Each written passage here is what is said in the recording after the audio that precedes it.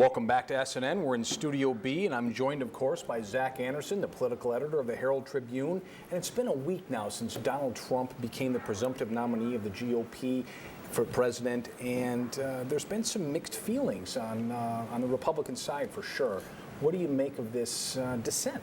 Yeah, it's really kind of remarkable to have a nominee chosen at this point, and the party is still kind of struggling to come to grips with it. You see, obviously, Paul Ryan, the Speaker of the House, has gotten a lot of attention over the last week for saying that he's not ready to endorse him. Sarah Palin said she was going to try and knock Paul Ryan off in his congressional seat. Cantor, I mean, it's still a lot of fighting here. It's quite unusual. And you interviewed Congressman Vern Buchanan, and we know he was kind of slow to embrace the Trump force in the campaign, but after Florida, it sounds like it changed. I want to play a clip of that interview with Vern Buchanan, and we'll talk on the other side. Great.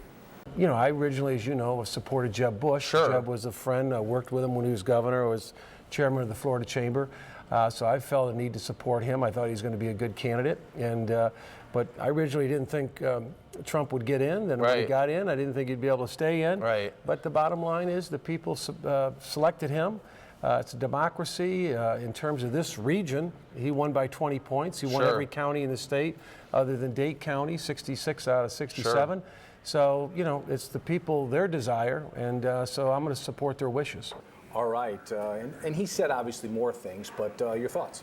Yeah, so you could see it wasn't, you know, the most overwhelming embrace of a candidate that you've ever seen. He basically said, the voters chose him. I'm going to honor the will of the voters. So, you know, he leaves himself a little bit of wiggle room there, I guess. You know, I mean, he's basically saying, you know, that Trump won overwhelmingly, and you know, it's time including to the get behind Suncoast, he won by big margins here too. Yeah, I think that's the thing, and you know, for him it makes sense. You know, he doesn't really. I mean, it's a fairly safe Republican district. You know, a Democrat came close in 2006 in a wave year, and he does have a Democratic challenger this year who could try and tie him to Trump.